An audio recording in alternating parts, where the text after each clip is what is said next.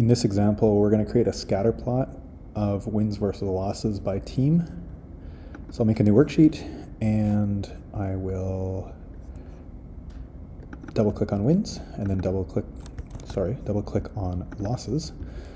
And then I'm going to put team name onto detail. And so I get a scatter plot that looks kind of like this.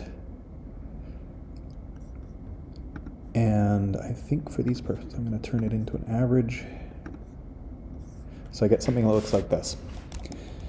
Now, often people want to know in Tableau if they can make roughly a 45-degree line, call it something like that. So the ones that are above the line generally have proportionally more wins, and the ones that are below the line generally have proportionally less.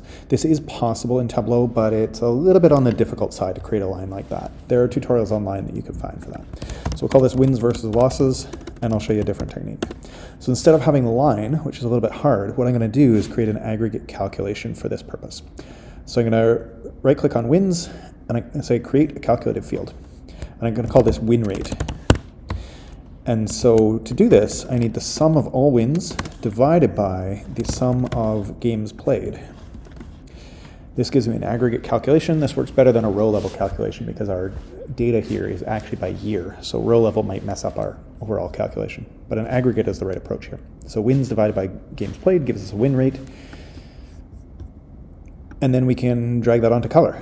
And so by default, Tableau is picking a blue sequential palette, which is not that useful for the purpose that we need. But if we change that to, let's say, orange and blue,